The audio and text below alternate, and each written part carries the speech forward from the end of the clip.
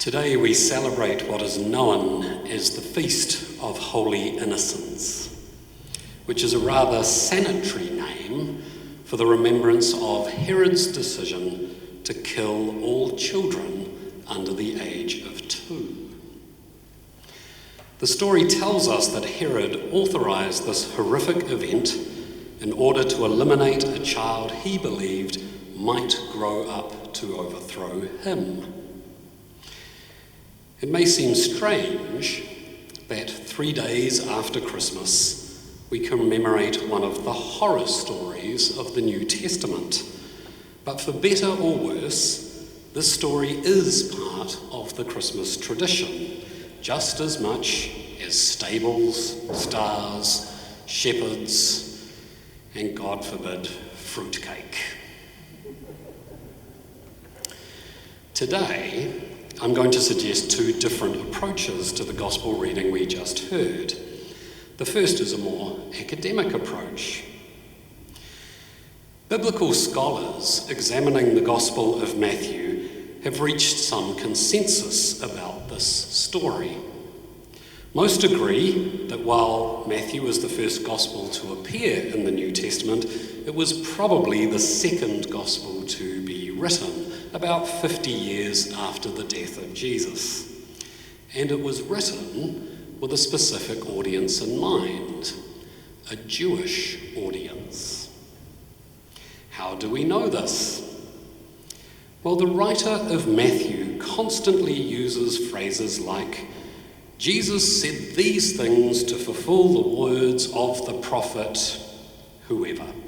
In the reading today, it was the prophet Jeremiah.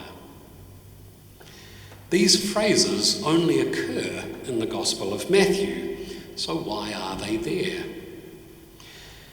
Well, one of the answers may be because the Jewish people of the first century had been waiting for the Messiah for hundreds of years. The writer of Matthew is trying to make a persuasive argument that says to the Jewish community, this is the guy you've been waiting for. See, Jesus is your Messiah. But there's another way Matthew appealed to a Jewish audience, a more subtle and less obvious approach. To the Jewish mind, Moses was the greatest of all the prophets. Everything a prophet should be, Moses was.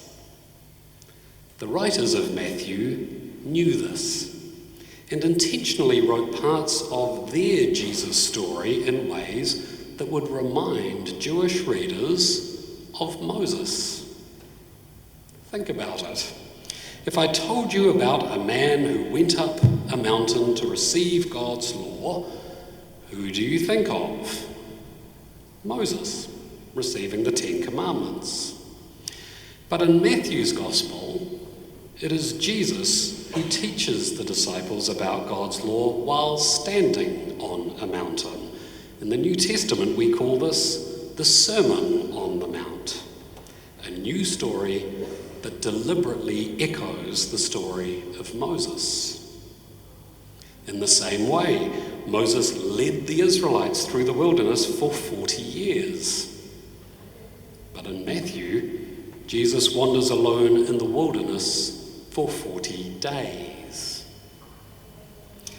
And this brings me back to today's gospel reading. What happened at the time that Moses was born? The story of Moses tells us that Pharaoh, frightened that the Israelites would become more powerful than his own Egyptian people, decreed that all newborn Jewish boys should be thrown into the Nile. As the story goes, Moses' mother hid him in the bulrushes, where he was found and then was adopted by Pharaoh's household, thus avoiding death. The similarity is striking, because in today's story, Jesus' life is threatened at birth just as Moses had been. Mary and Joseph flee into Egypt until Herod dies. Thus Jesus comes out of Egypt, just as Moses had before him. If we follow this logic to its conclusion, we become sceptical of whether today's story of infant murder actually happened. In fact, it's reasonable to conclude that there was no mass killing of Jewish children at the time Jesus was born, and that this story is an imaginative invention of the writers of the Gospel of Matthew. But that is not the most helpful conclusion to reach. By looking at the Gospel in this way, it becomes easy to distance ourselves from an unpleasant story that raises many difficult questions, to conclude that we don't need to concern ourselves with what could well be a work of fiction and we should just get back to trying to finish off the Christmas ham, is to have missed the deeper meaning of this gospel story. And this leads me to the second approach. Today's gospel story is a reminder that the world of Jesus' birth, our world, is a world where great injustice occurs and continues to occur. While the birth of Christ heralds the beginning of a new age of peace and justice, the peace we are longing for has not yet come to pass.